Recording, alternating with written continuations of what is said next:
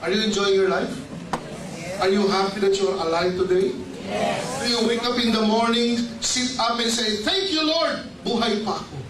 Do you do that? Yes. Or are you part of the millions of Filipinos who wake up early in the morning and say, "Aray nako, balakang ko, ulo ko, sana hindi na ako nagising." Maraming tao, they just live, but they don't enjoy life. Our hope is that when people take our products, yung hindi na nakakabangon, nakahiga lang, makakabangon na. Yung bumabangon lang, makakatayo na. Yung nakatatayo lang, lalakad. At yung naglalakad lang, sasakay ng jeep. Tumatakbo na. Better quality of life. Hindi ibig sabihin ng optimum. Kung ma-improve lang natin yung nararamdaman nyo, then it's worth it. Second, our goal is not just to help people with their physical aspect. The second word here is holistic. Spiritual, emotional, mental, and physical well-being. Dapat buong tao. Most people may be physically well, but are mentally and socially ill. They're paranoid. Tignan mo sila. Bakit nakatingin? Mainit ang ulo agad. Irritable, high blood. Di ba? They're not healthy. Dito, I would like you to be healthy, body, mind, and spirit. And that the journey towards health is a daily journey. Health is not a finish line that you reach and say, "Tadaan! Nandito na ako sa finish line. Healthy na ako." No. Health is a daily journey, a daily struggle. And in order to win that battle, you need 3 or 4 things in your life. Number 1, you want to be healthy all the time, you start having positive attitude. That's number 1. Take away your negative energy. Positive mind and heart. Di ba? Kaya dito in DXN, ang bati natin ay always, kahit hapon, kahit gabi, kahit hating gabi, kasi paalala yun eh. Pag nalulungkot na yung tao, good morning, napapangiti. Hope. You know, we have studies, many scientists have found out that the number 1 killer today in this millennium is no longer a bacteria. At the start of the millennium, the number 1 killer was tuberculosis. But towards the end of the millennium, the number 1 killer is stress. Di ba? Agree? Naku, stress kills a lot of people. Stress makes people worry a lot, worry enough to produce ulcers, hypertension, and yes, even cancer. Di ba? Kausapin mo yung mga kaibigan nyo ngayon. Pare, kamusta ka na? Eto, buhay pa. Ganun na lang eh. Parang hirap-hirap sa buhay. Stress. Eh bakit naman hindi maraming stress ang Pilipino?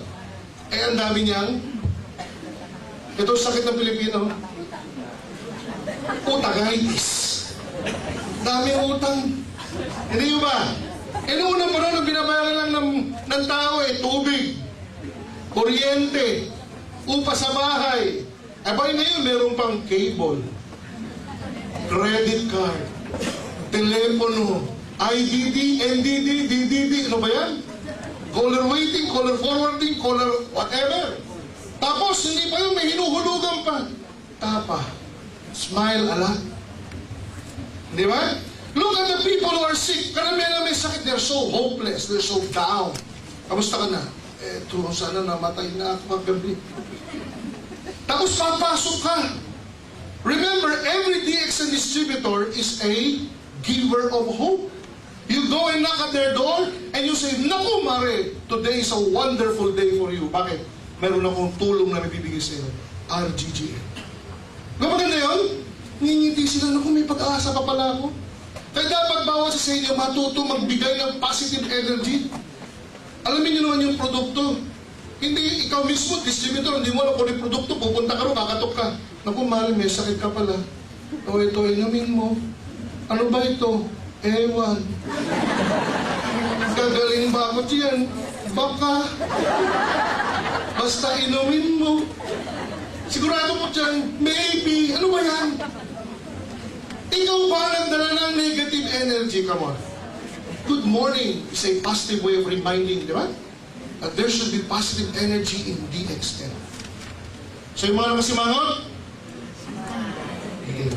tanggalin yung negative energy. Of course, number 2, we've got to change our lifestyle. Somebody asked me, many years ago, or months ago, Doc, if your product is so good, I will not stop my vice. Hindi ko napigil yung aking paninigarilyo. I'll keep on doing it, and I'll keep on doing it, and I'll just drink your product. At mawawala yung buko. Challenge. Sabi ko, teka. Ang gamot, ito hindi gamot, hindi ito, ang RGGL po, hindi bato ni Darna. Na ilululuan mo, susubo mo, lululuan mo sa sigaw, tak na! Bukas magaling ka na. No. It's a food supplement that cleanses our body. But if you don't stop dirtying it, the work of the RGGL will never be finished. Do we get the point? We have to subscribe to healthy living and healthy eating and food supplements. Yan po ang nagbibigay sa atin ng victory over illnesses. And the road of health requires these 4 things. So pag kayo nag-recommend ng RGGL, wag naman yung puro RGGL lang. Paano ba ako gagaling? RGGL. Paano wala high blood ko? RGGL. No, you also recommend positive attitude. What else? Change your lifestyle. What else? And then RGGL. So many people come back to us and say, wala namang kwenta yung RGGL. Hindi na wala high blood ko. Bakit? Umiinom ako ng RGGL. Tumigil ka ba ng pagkain ng chicharon? Kailangan ba yun? No. Kailangan eh. Subscribe to all 4 to have your goal of health. Alright? All DXN distributors should know this by mind and by heart. Do you agree? Yes. So ano kailangan? Positive attitude. What else? Nutrition and... Alright. Wonderful. Now, bakit nagkakasakit ang tao? Let me just talk to you about this. Okay? Ano bang dahilan kung bakit nagkakasakit ang tao?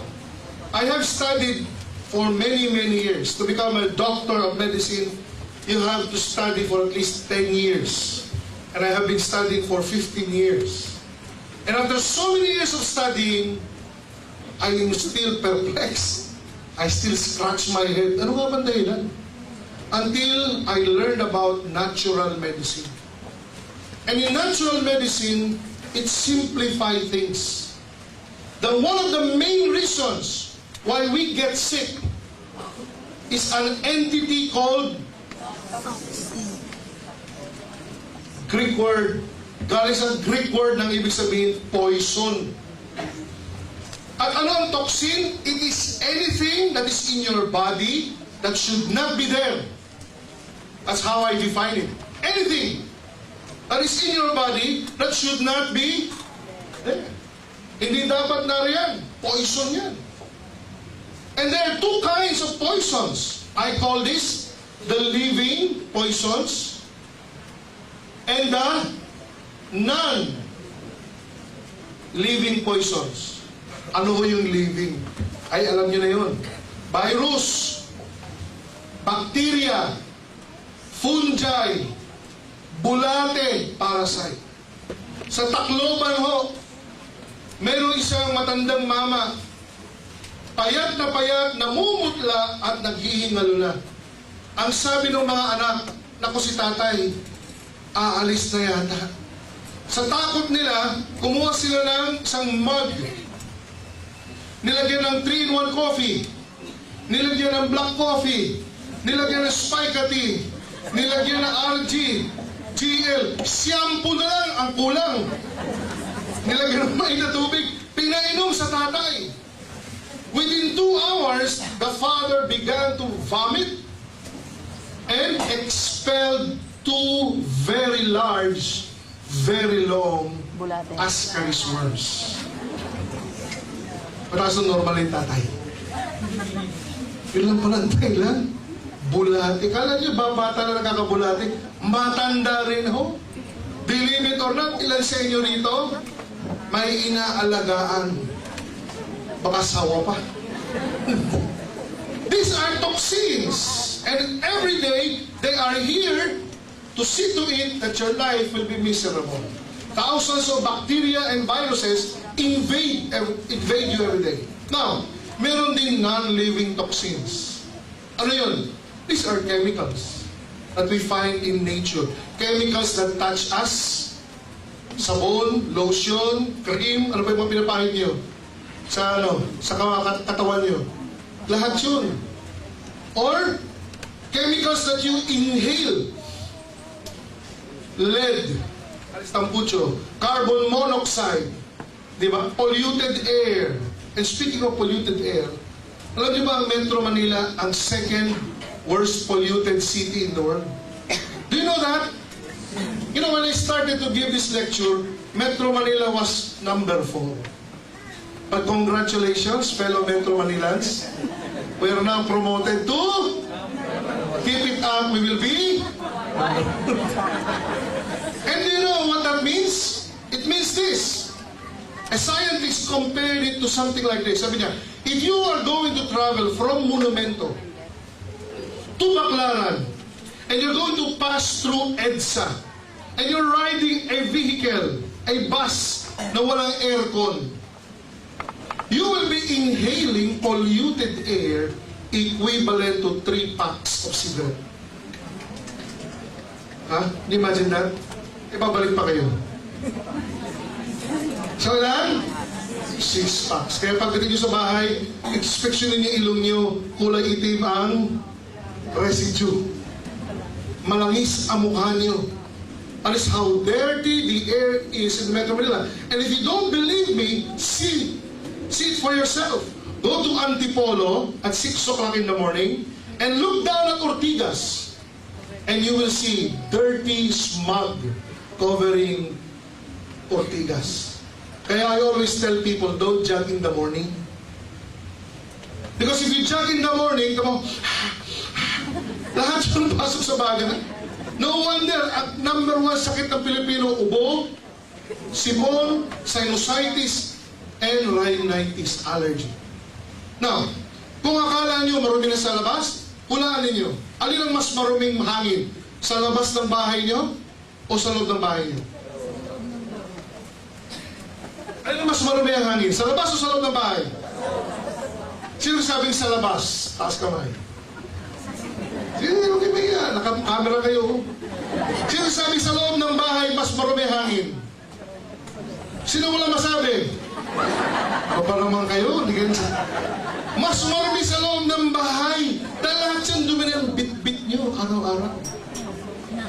Mabuti pa sa labas, umuulan, nahuhugasan yung dumi. Sa loob ng bahay nyo, umuulan. Tumutulo siguro. Hindi umuulan.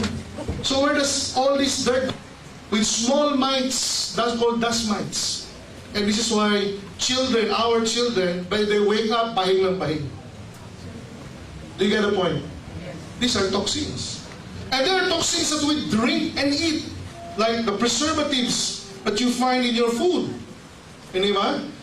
The wonder of all this is yung juice na nasa sachet o nasa pack, sa Tetra Pak. Yung orange juice does not contain orange. Pati yung kulay niya, peke. Kulay peke, lasa peke, lahat peke. Puro preservative. And we let our children drink that daily. So they grow up full of toxins. And you know what? The good thing about this is your body will always take care of you. The body has been given by God a gift. It's called the inner doctor, the inner healer. Meron kang doktor sa loob mo eh. Hindi nga lang gumraduate sa UST. Pero galing sa Lord, kay Lord yun. And that doctor within you will try to protect you from any harm. And this is how that doctor does it. I'm going to show you. Diagram na. Every part of your body is made up of a cell. That's you. But to protect you from toxins, the body has barriers or a series of walls. Maraming wall yan. Dingding. Para hindi makapasok ang toxin. At ang unang dingding o wall na bumabalot sa atin ay your skin. You are covered from scalp to your soul. Skin. Para dyan lang sila sa labas. Pero ang dumi ho, yung toxin, it's not only in contact or in touch with you through your skin. Meron ding duming nalalanghap. Tama ba? So ito rin, from the tip of your nose hanggang sa baga, meron ding barrier, but not the skin. That barrier is a tissue, a piece of tissue called mucosa. Let me just draw that. A single layer tissue called mucosa. And the mucosa of your respiratory tract, konting science lang ha, para alam nyo, mamaya ma-appreciate nyo ito. May buhok yan. Diba? Iba-iba na size. Dito, lalaki ng buhok. Pero habang papasok yan, paliit ng paliit. Well, what is the purpose of this hair? Para saan yung buhok? Pansala filter. So that when you inhale dirt, hindi diretso sa baga, sabit mo na yan dito. Sumasabit. At pag nasabit na yan, si mucosa magluluwa, maglalabas ng isang malagkit na tubig para ma-paralyze yan, hindi na siya bababa. Madidikit na siya dyan. At ang tawag sa tubig na yan ay mucus, galing sa mucosa. Sa Tagalog? Ha? Sipon. Alright, sipon pa ha. Huwag di pa problema yan. Sipon! At pag nag-trap na siya ng sipon, this hair will start to move. Gagalaw. At ipapasa niya yan, dumi na yan, yung package na yan, pabalik kung saan ito nanggaling. So yung dumi na trap dito sa loob, umaakit yan hanggang dito. Eh pagdating naman dito, hindi naman pwedeng lumakad mag-isa yung dumi. Sabi, uwi na ako. So kikilitin niya yung reflex dyan sa loob. Makakati yan. And then you will sneeze. When we sneeze, we blow back into the environment thousands of mucus droplets carrying with it the dirt that you inhaled yesterday. That is called a reflex action. And that's the doctor within you trying to expel the dirt. Dito, minsan dito pala gusto na ilabas. So, uubuhin ka. Paglabas doon, pagdahat mo may plema. Ito na lecture natin, no? Sipon plema. Alright. Now, pagka minsan naman, yung dumi na yan, ho, eh, nagkukumpul-kumpul. Dumakit sa Metro Manila, eh. Kaya hindi lang isa yung natrap dyan, marami. Can we do something about this, Mike? Alright? At dahil maraming natrap dyan, naging malapot. Kumain na ba kayo? I hope kumain na kayo, ha? Dahil ba yung pag-uusapan natin? Malagkit. Malapot. Hindi na maitulak ng buhok. So they are stuck in the mucosa. And they become very itchy. At ubo ka ng ubo, ayaw lumabas. Kaya ang ubo mo hindi nawawala. Do you experience that? Yes! So what do we do? Huh? You cannot put your finger and take it out. This is the time when you should be taking a mucolytic agent. At ano yung kilala niyo mucolytic? Huh? Robitussin. Water is one of the most powerful mucolytics. And number 2, advertisement spica A. This contains 5 herbs, but 3 of them are powerful mucolytics. Pinalulusaw yung malapot, malagkit na flema. So pag uminom kayo nito, after a while, ubuhin kayo. Ibig sabihin nun, maluwag na.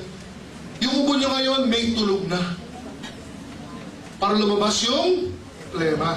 So pag umuubo ka at sinisipon ka, huwag mong pipigilan. Tutulungan mo. Because coughing is a reflex of the body. The body is trying to get rid of this dirt. Can you imagine that? Galing, no? Wonderful. Minsan naman nahalulun yung dumi. Hindi plema. Iba naman ito. Yung plema na rin, gusto nyo. Sundan na natin. At marumi na lulun mo, maiirita ngayon yung mucosa ng stomach mo. Resulta? Vomiting. Vomiting is another way of the body trying to get rid of that dirt. Pero minsan kung konti lang yung toxin na pumapasok, hindi masyadong na iirita yung mucosa, nakalulusot pa yan sa large intestine. At doon naman siya ma-irritate. So doon naman siya magsusuka. Dito naman sa kabila. Sumusuka. And it's called diarrhea. Again, that is the body's attempt to expel or get rid of. Do not stop them. Just take a lot of water with electrolytes so that you do not dehydrate. Imagine this. Look at that child. Tatlong klase ng karaniwang sakit ng bata. Rashes. Ano pa? Ubo-sipon and suka. Ano yun? This is a child's way of getting rid of toxins. Do not be afraid. Many of you mothers, pag nakita sumusuka, takbo ka ba sa ER? Di ba?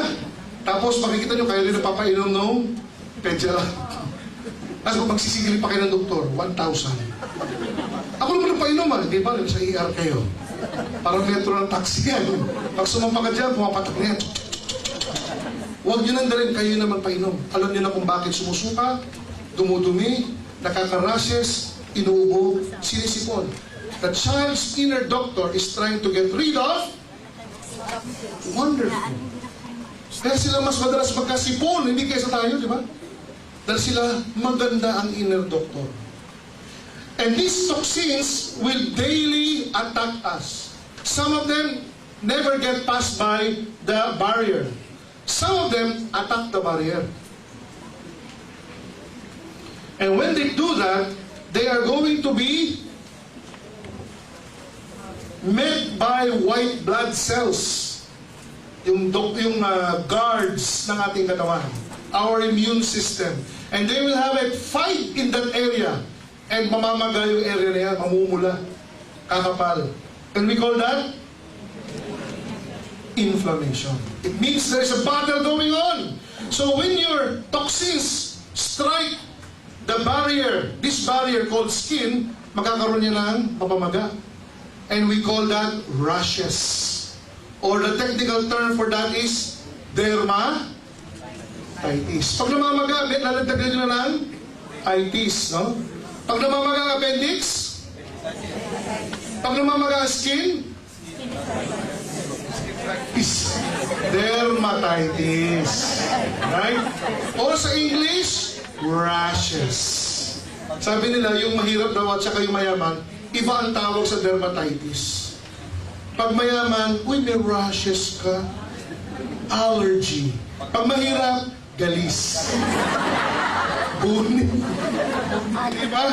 So, pag tinanong kayo, uy, ano meron sa'yo? Kung sabihin galis, rich tayo eh.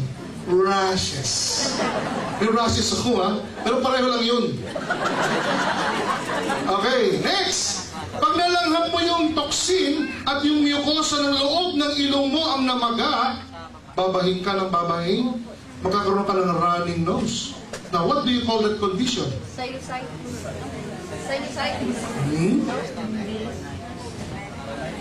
Rhinitis. Rhino means horn. The Greek word is rhino, horn. Kaya ito, rhinitis. Ang inatake yung mucosa ng lalamunan mo, paglulun mo, masakit. Ano tawag doon? Ha? Pharyngitis. Hindi pa kayo tumatama. Okay. Next, sa dami ng bisita ni doktor, hindi nyo pa alam, ha? Ang inatake yung mucosa ng voice box mo. Minamalat ka ngayon. Hindi ka makapagsalita. Ha? Very good, laryngitis. Yeah, now you're getting it. Yung mucosa ng main highway ng hangin papunta sa baga ang namamaga. And this is called the bronchus. Galing yung bronchitis. Yung lungs ang namamaga. Ano? Tuberculosis. Laryngitis. Nag-invento yata kayo, hindi ko nabasa yun ah. Pneumonia or pneumonitis. See? Nalulun ang dumi. Namamaga ang mucosa ng stomach.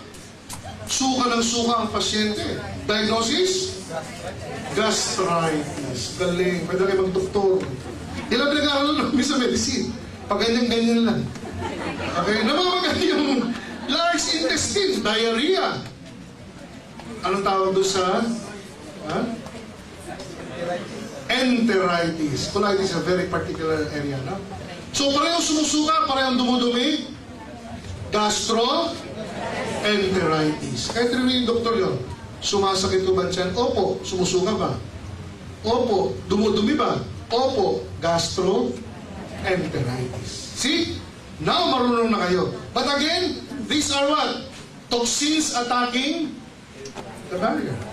In some cases, they still don't get inside your body. But in others, they pass through. They are going to break through the barrier. And when they do,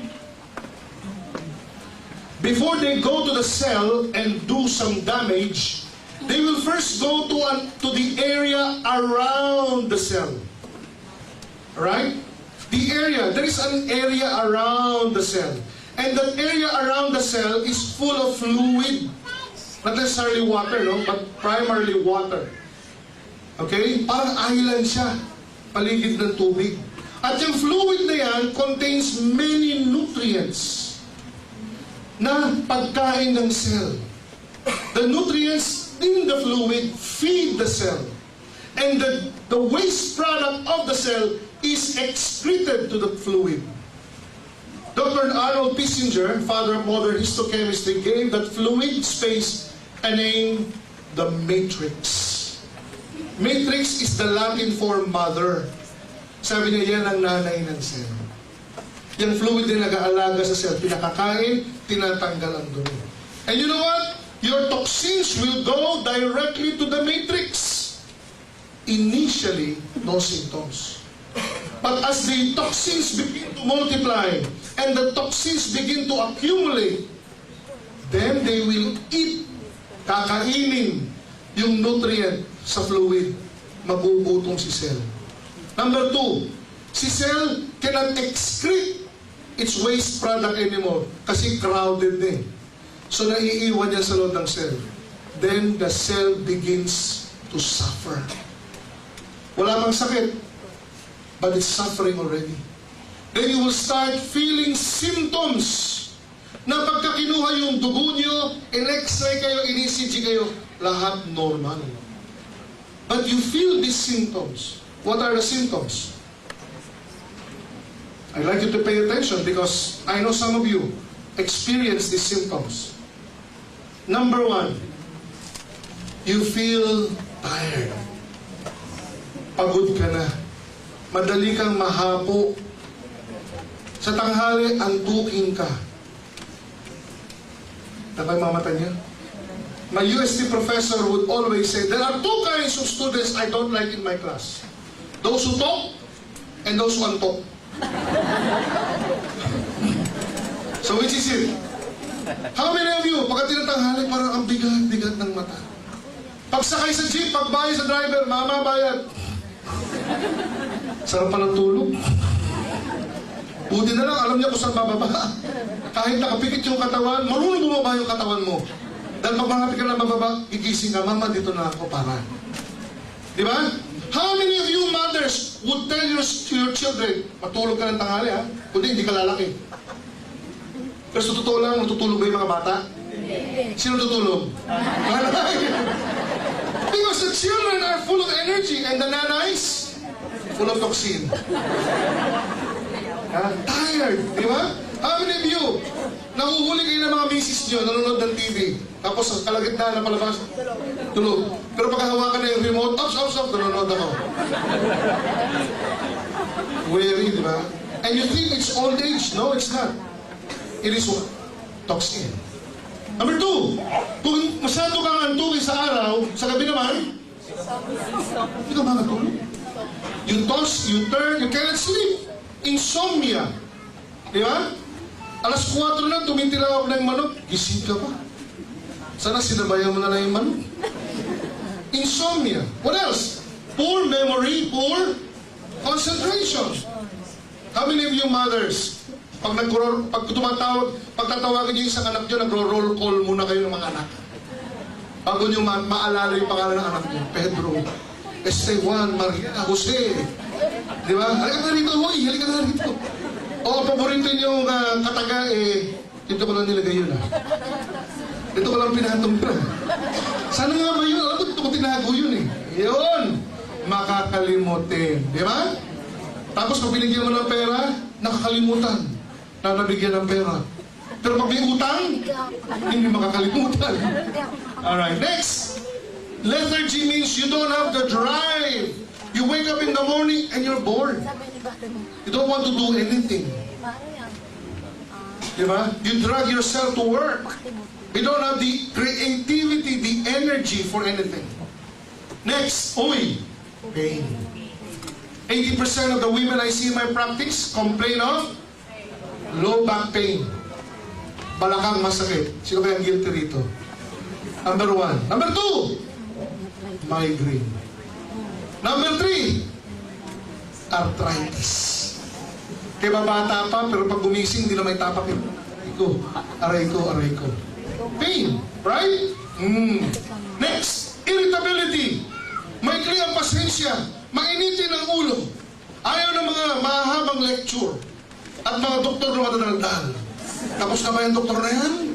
Ang init naman dito. Gusto ko na umuwi. Wala bang triyanda to? Hindi ba? Ayaw ng mga habang pila. Ayaw ng mga batang tumatapos sa paligid nila. Irritable. And so many people are like that. Diba? So many wives wake up in the morning, bunganga na kagad. O mga mister. Pag yung misis ka nagsasalita, nagbubunganga, alalahanan niyo, honey, marami ka na naman toxin. Hindi ka na naman nag-RTGL. Kaya mainit na naman ang ulo mo. Relax, honey, ha? Ang puso mo. Diba? Irritable. Iyaan. Mister, come on. This is common actually sa women. I hear a lot of women complain, Doc. Parang malungkot ako.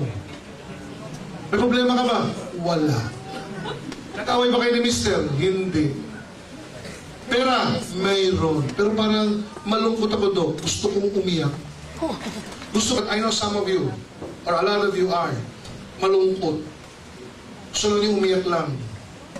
Kaya mga mister, pag nakita isang araw yung misis nyo, nasa isang sulong at umiiyak ng umiiyak, pabayaan nyo lang. At sabi mo lang, honey, alam ko dyan ka masaya. Suportahan ka. Ito tissue. Di ba? And women don't understand why. But I know you know what I'm talking about. Di ba? And next, functional imbalance. Di ba yung mga women, yung bisita nila buwan-buwan, hindi na dumarating buwan-buwan. Paminsan-minsan na lang, quarterly. Minsan, semi-annually, semestral. At ang masakit nito, yung iba, nagbabakasyon na lang. Once a year, annually. Honey, siguro bakasyon na. Bakit? May bisita na ako. You see? All of these are signs and symptoms that your cell is starting to get weak. Why? Because there are so many toxins that are interfering with its normal function. If you go to a doctor, I'm a doctor of medicine, but most doctors I know, including myself, when we see all this, we just scratch our heads. Ano kaya problema nito? Stress siguro. Depressed siguro. And when we give drugs, we give one for tiredness, one for, ito para sa poor memory, Posylite B. Para sa insomnia, tranquilizer, letter G, bigyan kita ng vitamin, bigyan kita ng pain reliever, bigyan kita ng ganito, and you end up going home with lots of medicine in your hand. Di ba? One for every 2, every 3, every 4, every 5, every 6, every 8 hours. When actually the culprit is just toxin. And if you don't do anything about that toxin, guess what?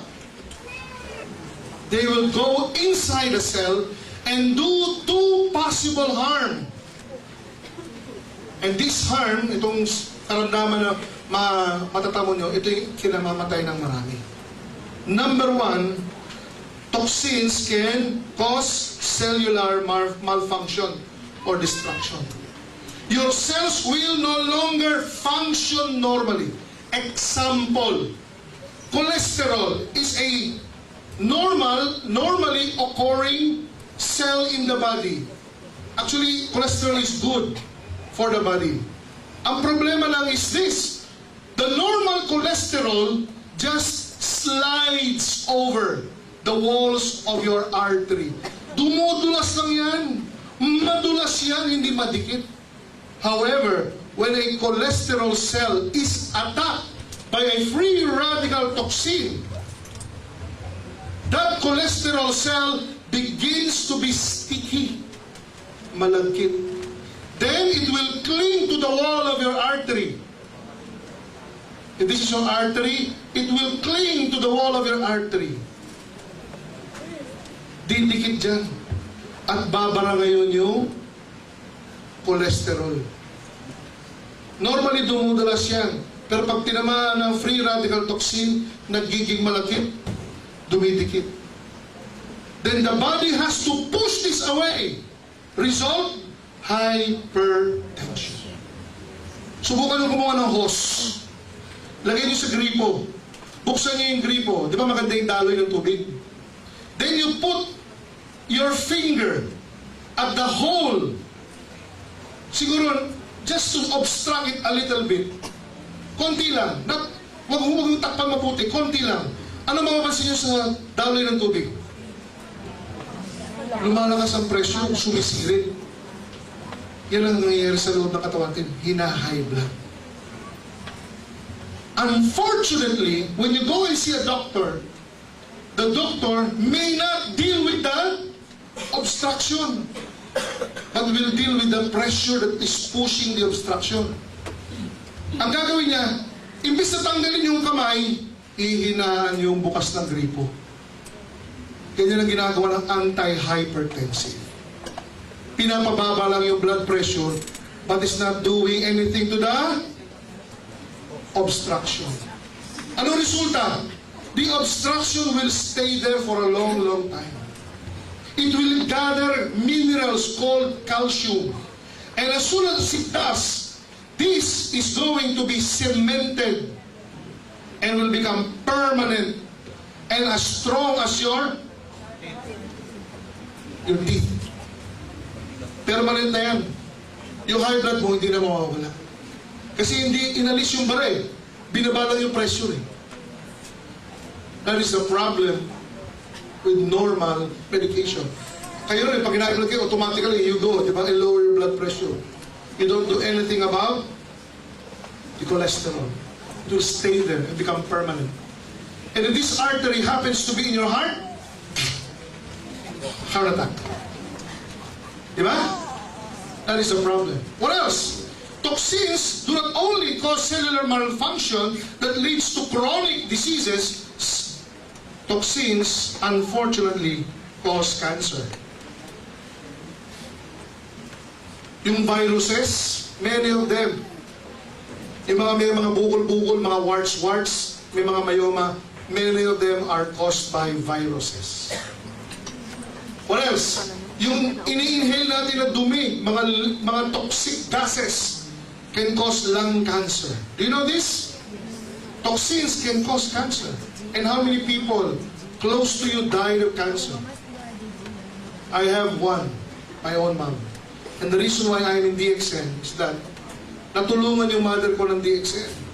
Had I known that RGGL would help her, I would have been more aggressive. But it was too late. When I gave it to her, it only shrunk the bukol and took away the pain. But I did not give enough to extend her life.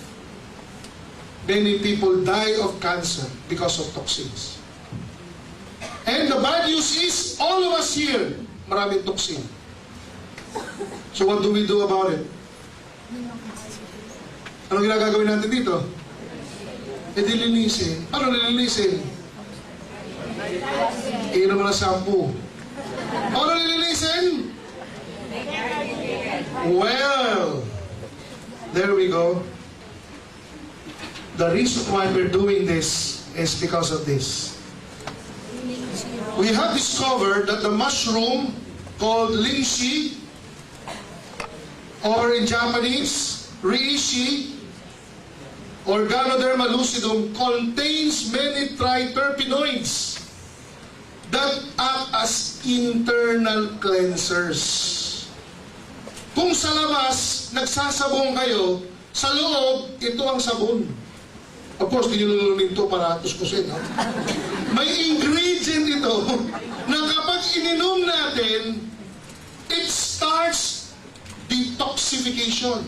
How? I'll show you. When you take RGGL for the first time,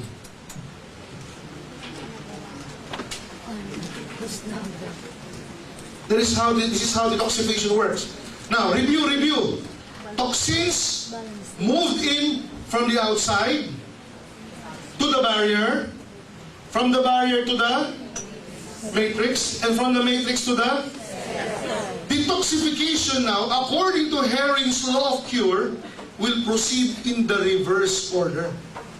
Nung pumasok from outside going in, healing now will take place from inside going outside. So, when you take RGGL, the first thing that your body will do is the cells will expel the toxins inside or within it. Yung nasa loob ng toxins, iluluwag, ilalabas ng cell. Saan sila pupunta? Magbabalikan sa matrix. At pag bumalik sila sa matrix, then you will start again feeling symptoms of toxins in the matrix. Like tiredness. What else? Insomnia. What else? Pain. Lethargy. Irritability. Paglalabasan ulit yan. So lalapit sa'yo ngayon yung client mo. Pare, ano ba yung binigay mo sa akin? Uminom ako ng RGGL, imbis na gumanda pakiramdam ko, sumama ang pakiramdam ko. Naging antukin ako ulit. Hindi ako nakakatulog. Sumakit ang balakang ko. Tama? Natinig nyo na ba yan? Yes. Ano nangyayari sa kanya? Nag-detoxify. First phase. Niluluwa ng cell yung dumi sa matrix. Kaya bumabalik yung symptoms. So what do you tell your friend? What do you tell your friend? Tuloy lang! Continue.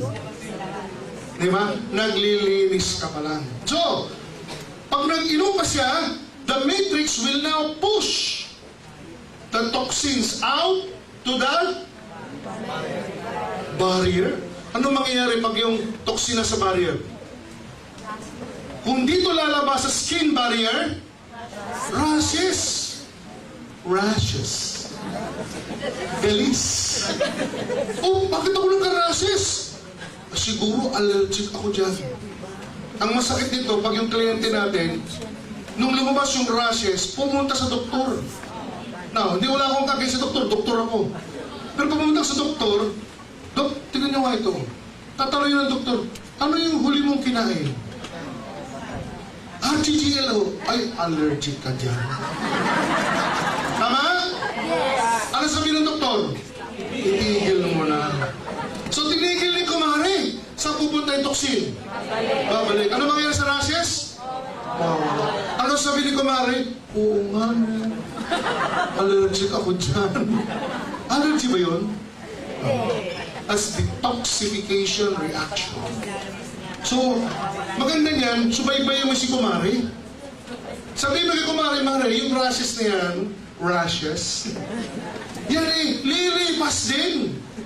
Dahil kapag tuloy-tuloy mong ininom yan, ilalabas naman yan ang barrier back into the environment.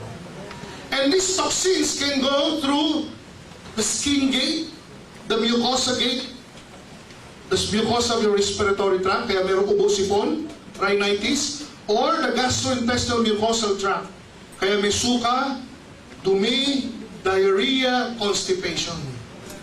You get the point? The toxins are trying to get out. That's all part of detox. detoxification. It occurs within 1 or 2 weeks. It is mild and you don't have to worry about it.